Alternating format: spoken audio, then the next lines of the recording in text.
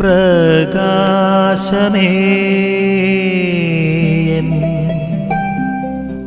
മിഴി തുറക്കുക വേഗം. ഈശോ മിശിഹായ്ക്ക് സ്തുതിയായിരിക്കട്ടെ. സ്നേഹമുള്ളവരെ, വചനദീപ്തി എന്ന വചന വിചിന്തനത്തിലേക്ക് സ്വാഗതം. നമ്മൾ ദരഹാകാലത്തിൻ്റെ അവസാനത്തെ ആഴ്ചയിലേക്ക് കടന്നിരിക്കുകയാണ്. 8ാമത്തെ ആഴ്ച തിങ്കളാഴ്ചയാണ്. ഇന്നത്തെ വായനയ്ക്കായി ഉദ്ദേശിച്ചിരിക്കുന്ന മത്തായിയുടെ സുവിശേഷം 9ാമത്തെ അധ്യായം 18 മുതൽ 26 വരെയുള്ള വാക്യങ്ങളാണ്. അതിനൊരു വാക്യം ഞാൻ വായിക്കട്ടെ. 22ാം വാക്യം. യേശു തിരിഞ്ഞ് അവളെ നോക്കി അരുളി ചെയ്തു, മകളെ ധൈര്യമായിരിക്കുക, നിന്റെ വിശ്വാസം നിന്നെ രക്ഷിച്ചിരിക്കുന്നു. മകളെ ധൈര്യമായിരിക്കുക, നിന്റെ വിശ്വാസം നിന്നെ രക്ഷിച്ചിരിക്കുന്നു.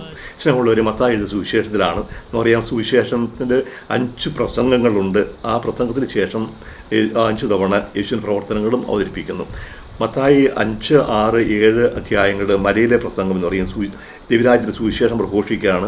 അതിന് തൊട്ടു പിന്നാലെ വരുന്നത് 10 അത്ഭുതങ്ങളാണ്. അപ്പോൾ മലയിലെ പ്രസംഗം യേശുവിൻ്റെ മോശയുടെ കാലത്ത് സീനായി ഉടമ്പടിയെ അനുസ്മരിപ്പിക്കുന്നതാണ് മലയിലെ പ്രസംഗം.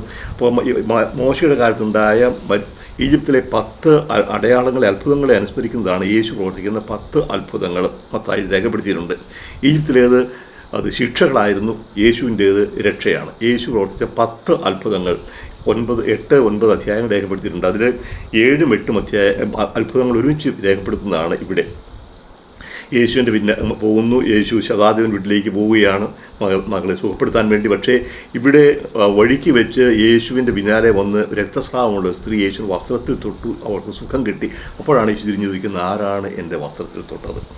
അപ്പോൾ അത് അവൾ ഏറ്റു പറയുന്നുണ്ട് കാര്യം എന്താണെന്ന്. അപ്പോഴാണ് യേശു പറയുക, മകളെ ധൈര്യമായിരിക്കുക, നിൻ്റെ വിശ്വാസം രക്ഷിച്ചിരിക്കുന്നു. അവൾക്ക് ഒരുപാട് അപകർഷയുണ്ടായിരുന്നു, പുറത്തിറങ്ങാൻ പാടില്ല, കാരണം രക്തസ്രാവമുള്ള കാലത്തോളം അവൾ അശുദ്ധിയായിരിക്കും. അവൾ ഇരിക്കുന്ന സ്ഥലം അശുദ്ധമാകും, അവൾ തൊടുന്നത് അശുദ്ധമാകും, എല്ലാവരും അശുദ്ധരാകും. അതുകൊണ്ട് പുറത്തിറങ്ങാൻ പോലും പാടില്ല. പക്ഷേ രഹസ്യമായി യേശു പിന്നാലെ വന്നു, യേശുവിൻ്റെ വസ്ത്രത്തിന് വിളുമ്പിൽ തൊട്ടു, അവൾക്ക് സൗഖ്യം ലഭിച്ചു. അവളുടെ വിശ്വാസമാണ് അവൾക്ക് നൽകിയത്. അപ്പോൾ യേശു നമ്മളോട് പറയാണ്, ധൈര്യമായിരിക്കുക, നിൻ്റെ വിശ്വാസം രക്ഷിച്ചിരിക്കുന്നു. എല്ലാവരും യേശുവിനെ തൊട്ടു, പക്ഷേ അവർക്ക് ആർക്കും സൗഖ്യമുണ്ടായില്ല. പക്ഷേ ഈ ഒരു വ്യക്തി തൊട്ട് കഴിഞ്ഞപ്പോൾ സൗഖ്യമുണ്ടായി. അപ്പോൾ യേശുവിൻ്റെ ശക്തി പുറപ്പെടണമെന്നുണ്ടെങ്കിൽ നമുക്ക് സൗഖ്യം ലഭിക്കണമെന്ന് വിശ്വാസം ഉണ്ടാകണം. നിൻ്റെ വിശ്വാസം രക്ഷിച്ചിരിക്കുന്നു. അവളുടെ വിശ്വാസം അവൾക്ക് ത്യാഗത്തിന് സന്നദ്ധയാക്കി. അപകടകരമായിരുന്നു, ആരെങ്കിലും കണ്ടുപിടിച്ച് അവളെ കല്ലെറിഞ്ഞു കൊല്ലാൻ പോലും സാധ്യതയുണ്ട്, അവളെ അശുദ്ധരാക്കിയിട്ടുണ്ട്. പക്ഷേ ഈ ത്യാഗങ്ങളും ഒക്കെ അവൾ ഏറ്റെടുത്തു. പക്ഷേ അതിന് പിന്നുണ്ടായിരുന്ന വിശ്വാസമാണ്.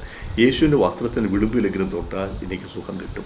ആ വിശ്വാസം അവളെ രക്ഷിച്ചു. യേശു അവളോട് പറയുന്നതാണ്, നിൻ്റെ വിശ്വാസം രക്ഷിച്ചിരിക്കുന്നത്. ശാരീരികമായ സൗഖ്യം മാത്രമല്ല, ആത്മീയമായ രക്ഷയും അവൾക്ക് ലഭിക്കുകയാണ്. അപ്പോൾ വിശ്വാസം ഉണ്ടായിരിക്കണം. നമ്മുടെ വിശ്വാസം എത്ര ശക്തമാണെന്ന് നമ്മളോട് തന്നെ ആലോചിക്കുക. വിശ്വാസത്തിന് വേണ്ടി എന്ത് ത്യാഗം ഏറ്റെടുക്കാൻ ഞാൻ സന്നദ്ധമാകുന്നുണ്ട്. ഇത് മാത്രമേ ഞാൻ ഉറച്ച് വിശ്വസിക്കുന്നുണ്ട്. അല്പവിശ്വാസം എന്നാണ് ശിഷ്യന്മാരെ പോലും യേശുവോട് വിളിച്ചത്. അപ്പോൾ യേശുവിനുള്ള വിശ്വാസം അത് ആഴപ്പെടാനുള്ള കൃപയ്ക്ക് വേണ്ടി, വിശ്വാസത്തിന് വേണ്ടി ത്യാഗം സഹിക്കാനുള്ള സന്നദ്ധതയ്ക്ക് വേണ്ടി പ്രത്യേകം പ്രാർത്ഥിക്കാം. നിൻ വഴിയേ നടക്ക